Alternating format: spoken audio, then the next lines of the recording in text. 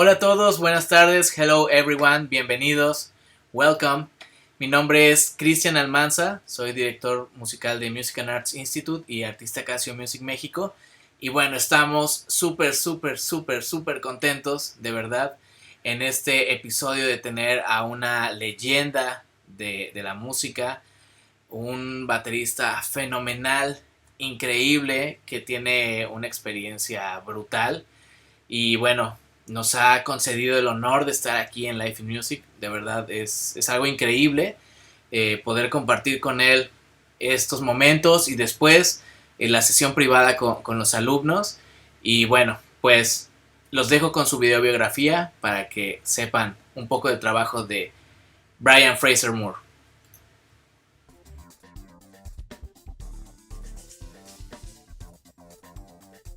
Brian Fraser Moore, músico nacido en Filadelfia, Pensilvania.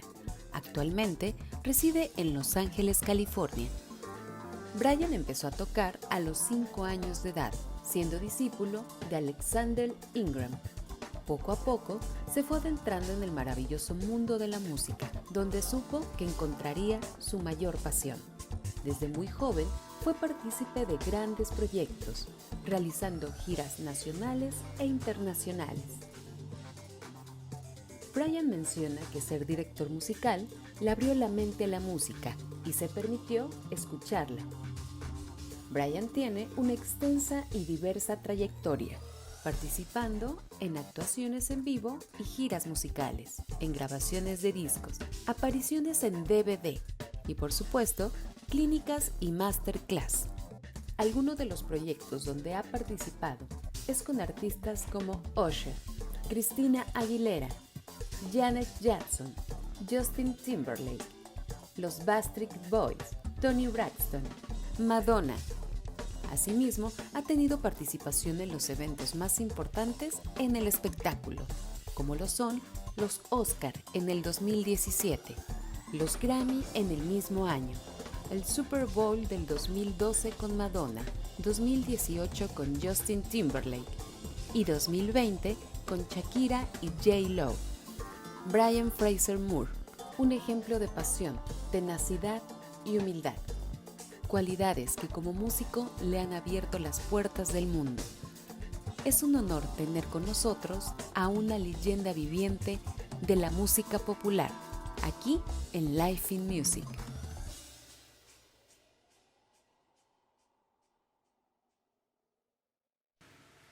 Master Brian Fraser Moore, hello, how are you? I'm doing great. I'm no master, but I'm doing great. Thank you, man. How are you? I'm so excited. Thank you very much for being here. It's a big Thank you for honor. having me. You are one of the best drummers that I know, and a very humble person. And thank you. It's amazing. Thank you very much. Thank you for having me, man. Thank you for having me. I'm excited. Excited about today. Well, are you ready? I'm ready. Let's go. Perfect. So we have titled this talk as Groove is Everything, and you are a Okay. musician who can teach us a lot of the topic. So the first question is, as a musician and as a person, what is groove to you? Ah, man, the groove is like it's many things, right? It's a bunch of it's a bunch of things. So the groove is like the core of the song rhythmically. That's what I feel first. Rhythmically, the core of the song. Where does it sit? What rhythms does it imply? Like, does it bend towards a 16th feel? Does it bend towards a 32nd feel? Is it swung? Is it straight? What's the vibe of the song? And then as a drummer, I try to fit right in that vibe of what the core, if that makes sense, of what the core of the rhythms are in the show. So the groove is everything to me. The groove could be the keyboard player could be playing the groove. The guitar player could be playing the groove. The drummer most likely establishes and keeps the groove consistent, but The groove is everything. It's the feel to me. It's the feel of the song. And as a person, how do you feel the group? So I think that really letting your mind go and falling into the character of the song, right?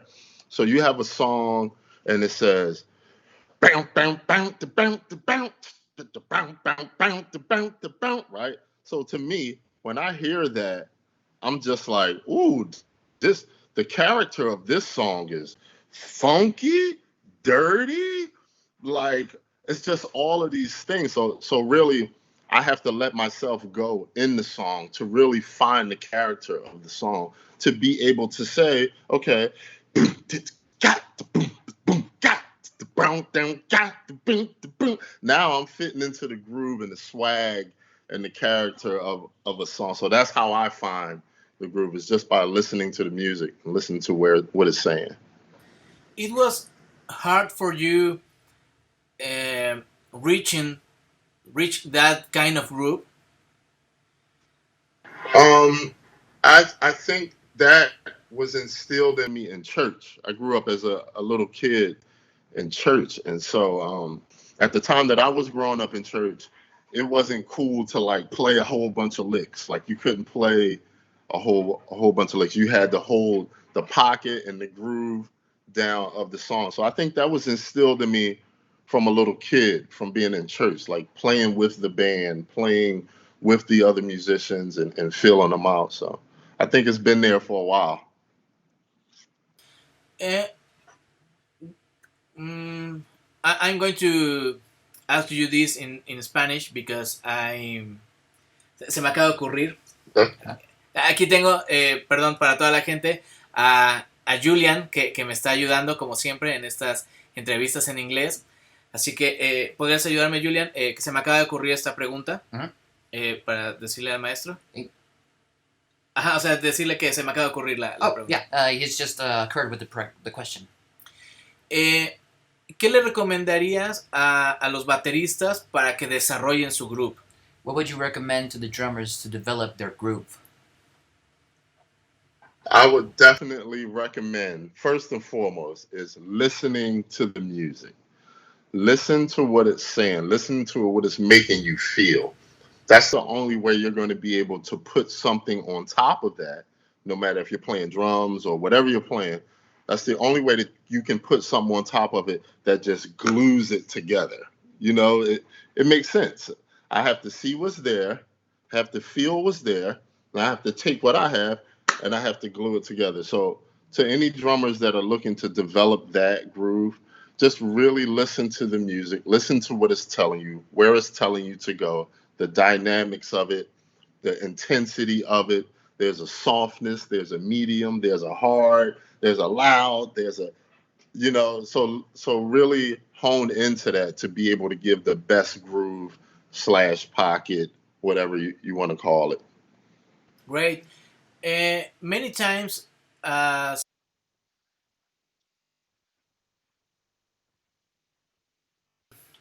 stuff like that, but for me, it's more important to develop the group.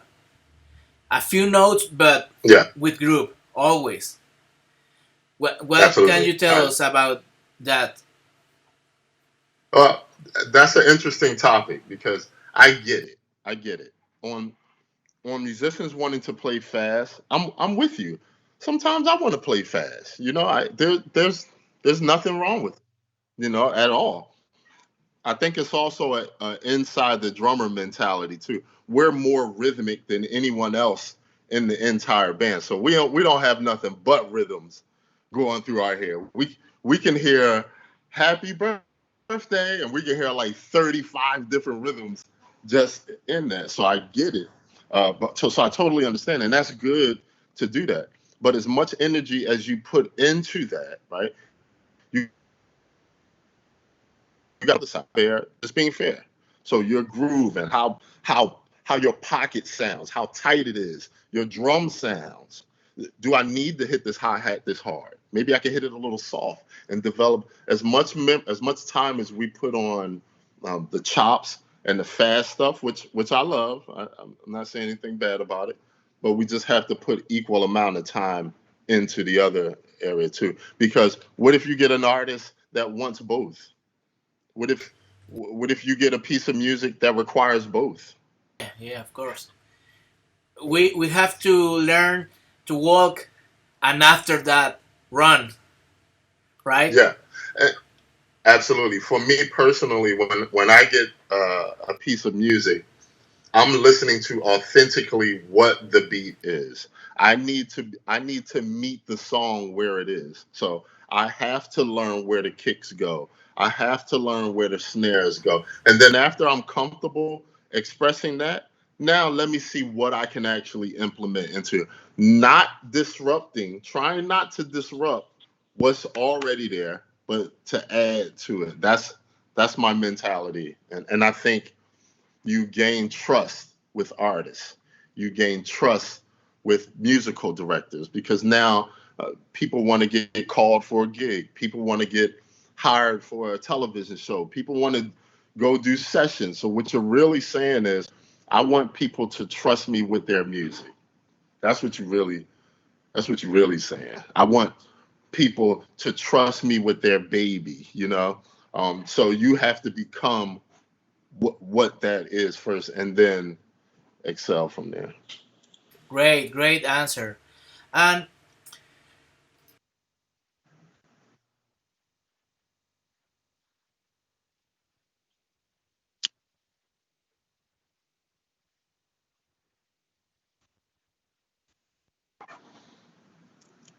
As as far as playing in a live setting, how you're saying, how can drummers play the music better? Is that what you're saying? Okay. So for me, uh, you have the comfort level.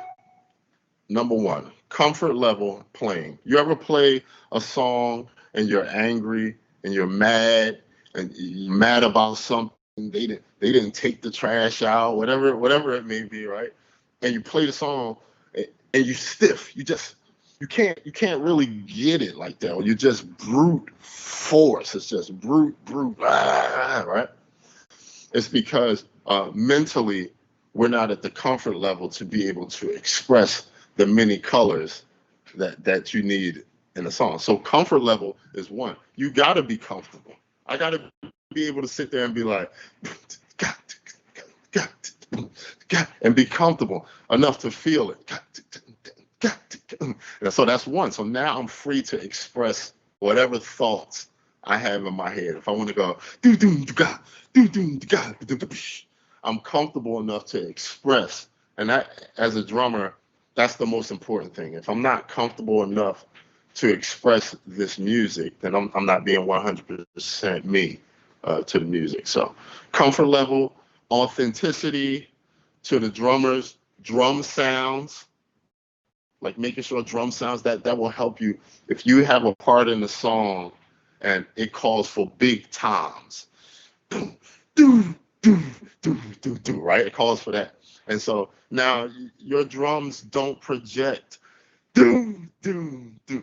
They project dun, dun, dun, so drum tuning as well as execution, authenticity, comfort level, freedom of expression. Now, here's where your chops come in. Here's where you can implement the chops into a situation when people have accents and stops and breaks and intros and outros and all of this stuff. Now we need to put all of that stuff out. We need to still insert it into what's there. All right. So these are all the things that I think, especially for a drummer, that could help you to express music better, enjoy it, realize things, visualize colors, see trees and forests and seas and all of that stuff. So that's what I say. well, great, amazing, amazing answer. So, participate in big tours with Madonna, Justin Timberlake, Usher, Christina Aguilera, and so many more. And Mhm. I want to ask you, How are those artists involved in your work, or do they completely leave that to the musical director? How does it That's a work? good question. That's a good question. It's a combination of both, and sometimes the artist, the musical director, and the show director. So sometimes there's three. You know, yeah. So it's a combination of them. You know, the artist knows their music. You know, Madonna knows her music. Christina knows her. Justin knows his music. They all know their music. So of course they will have input in making it sound great as they always do. But it's a combination of all three. So once again, comfort level, right? You on the job, and Madonna say, "Hey, I need you to play this," and it's like I'm already nervous now. Okay, I'm nervous because I'm on the spot, you know. So my comfort level, my comfort level in what I'm doing here has to be 10 million% first and foremost, right? And then my execution, attention to details. What did she say? She wants boom, boom, boom, boom, boom, boom, boom, boom, boom, boom. All right, cool. Boom, boom, boom, boom, boom, boom, boom, boom, boom, boom. All right, cool. I got you. Let's go. You know what I'm saying? So you can only do those things being comfortable mentally in your body. You know, that's just what it is. So anyway, working with these artists, you tend to get instructions from the artist, the musical director, or the show director. So it's definitely staying on your feet.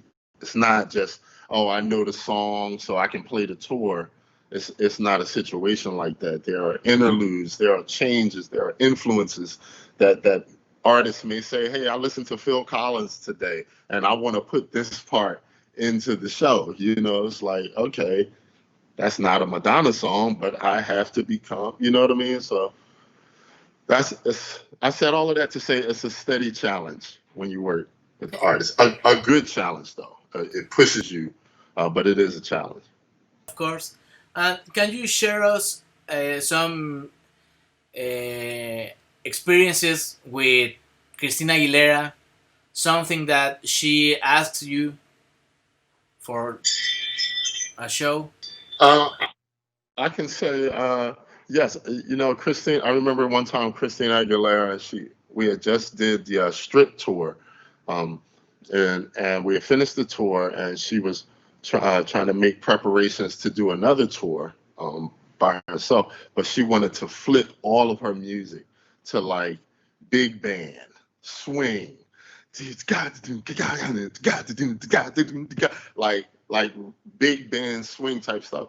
So that was a big thing because now come on over, come on over, come on over, babe. Now it's like, come on over, babe. Down, down, you know. So it was that was a whole thing that she asked for globally from everyone there. But I had to go back and research. I had to go research how it was played, the intensity, you know, to be able to do that, or you know, Madonna asking for patterns like so I use a lot of triggers I use a lot of triggers with Madonna because she likes to hear the true sound, right? Which I totally love and respect.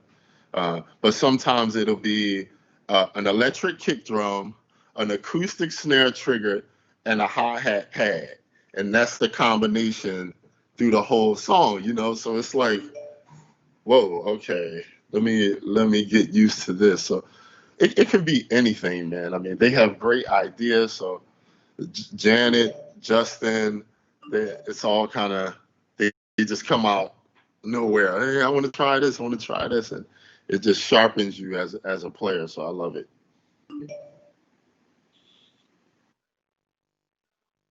You had the opportunity to play in three Super Bowls: 2012 with Madonna, 2018 with Justin Timberlake, and this year with J-Lo and Shakira. So I have a few questions about that kind of works. So the first is, what is the most challenging thing for musicians in an event like this? The assembling is extremely quick. And how much time does it take to prepare it? So that process is you have to understand there's so many components to that. So you have music, you have dancing, you have choreography, you have lighting, you have production from the NFL. You have it's like first of all stepping into that world. There's so many different offices. Um, the look of the drum set, what they want, how they want it to look. All of that comes from the show director. Drum heads, rack designs. It's like the Super Bowl. It's like you pull everything out. Everyone pulls everything out, their best of their best. So it's that kind of environment. So it can move quick a lot of times. Like here's this music. The arrangement might be different. We'll learn the arrangement. Okay, we got to learn. Okay, we need four or less bars because the song is too long. Okay, let's change that. It's really quick paced environment. So once again, your comfort level, your execution, remembering music, your sound. Once again, we back to the same thing. So, but it's very quick and it's very nerve wracking and it's very intimidating. That the whole world is watching. Some of the numbers that I hear sometimes, like 100 million, 144 million people watching, it can be nerve wracking, but it's rewarding at the same time because you feel great doing it.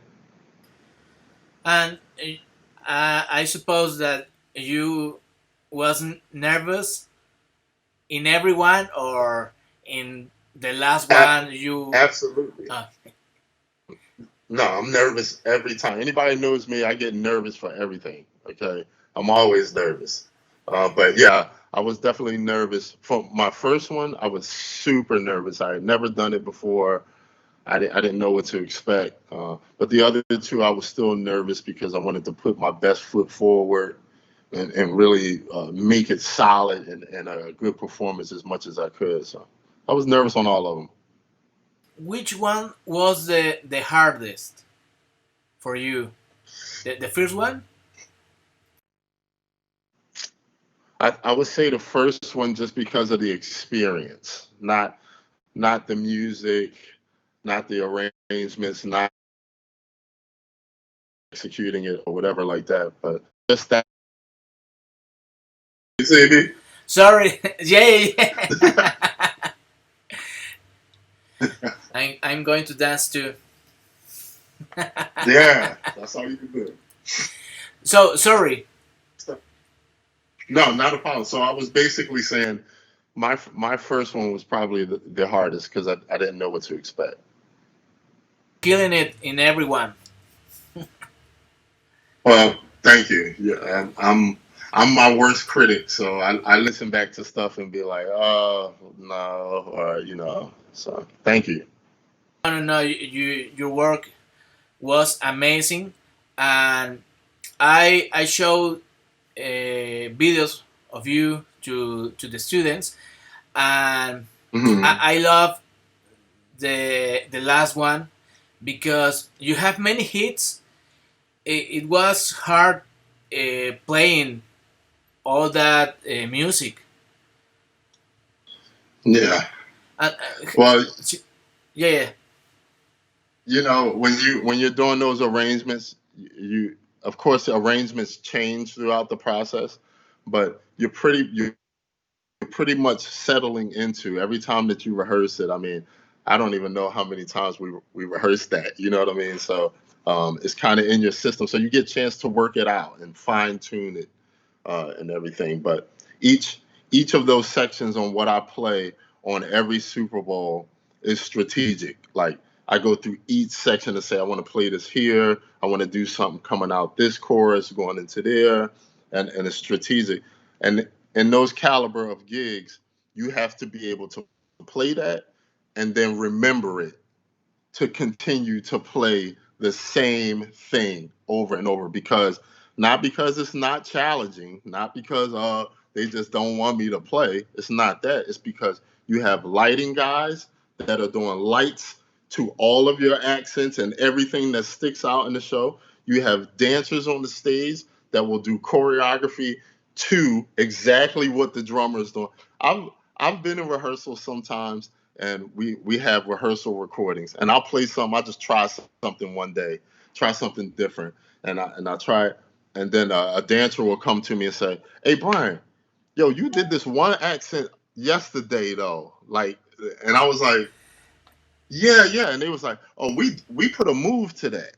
We put like a thing to that," and I was like, "Oh, okay, Let me so see. yeah. What did I do? Like, you know what I'm saying? So, it has many different meanings to be able to put your all into a song, put all your thinking. What do I want to do? How the intensity I want it to have, all of this, and then just repeat it and repeat it for about 30 to 40 rehearsals.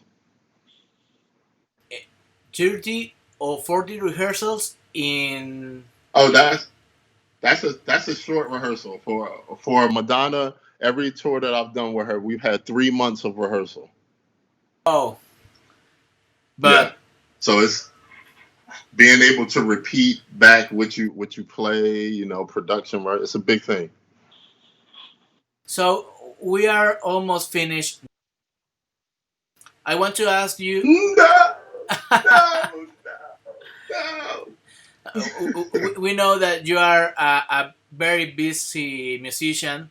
You are recording for everyone, every TV show in America. So thank you really for your time. And I want to My, ask you my pleasure. the institutional question here in life in music.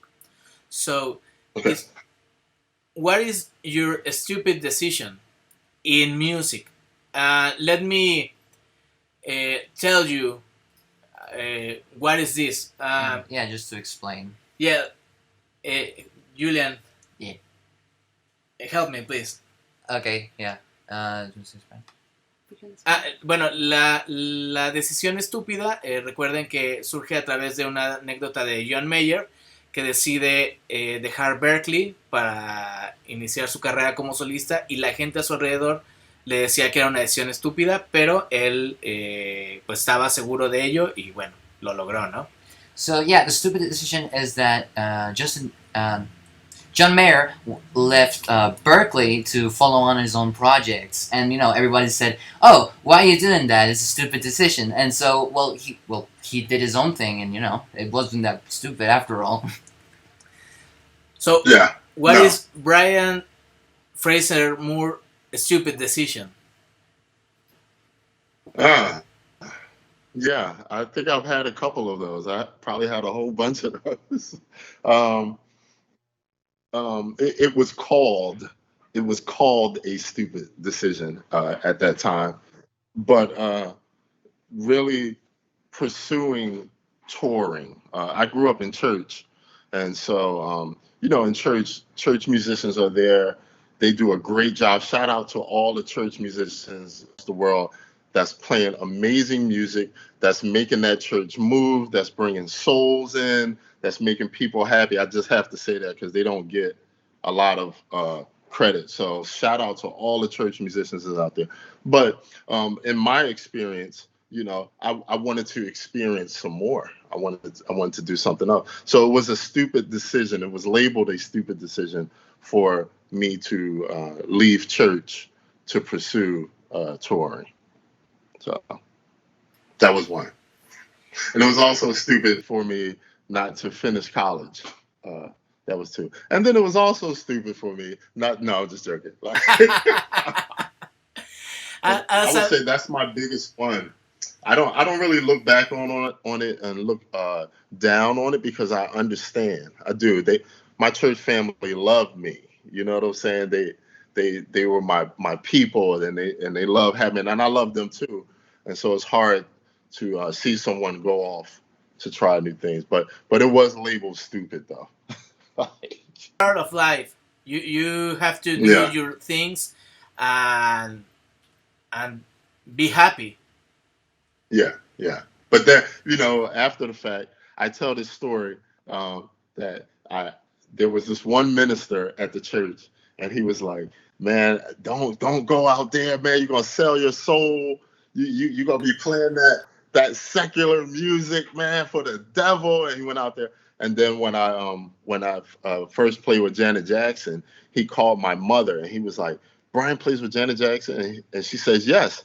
And he's like, "Oh my God, Janet Jackson is my favorite artist ever." So I invited him to the show just for that. I invited him to the show, and I got them to meet Janet, and he like almost passed out. But that was funny. But I understand.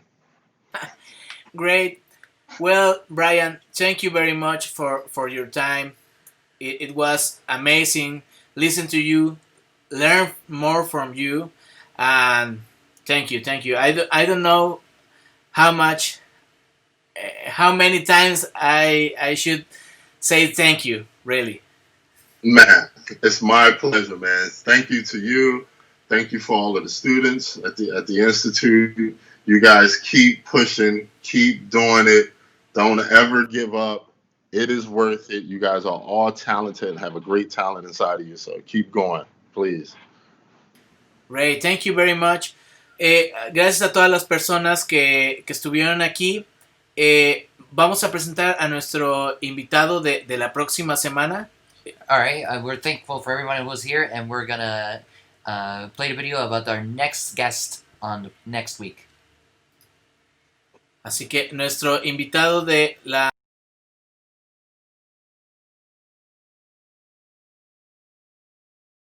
he is a guitarist and musical director of Alejandro Sanz. He played with Janet Jackson, Alicia Keys, Mariah Carey, Beyoncé, Missy Elliott, Chaka Khan. Y bueno, él es el director musical de Alejandro Sanz. Va a estar aquí. Ya hemos tenido a Glenda DeLee, pianista de Alejandro Sanz, a David Palau, que fue guitarrista de Alejandro Sanz, y ahora a Mike Cyrus, el director musical. Entonces, increíbles invitados. Thank you very much, Brian. It's okay if we go to the private session with the students? I'm on my way. Perfect. Thank you very much to everyone. Thanks, Julian. Yep. Gracias a todos por Bye. conectarse. Bye.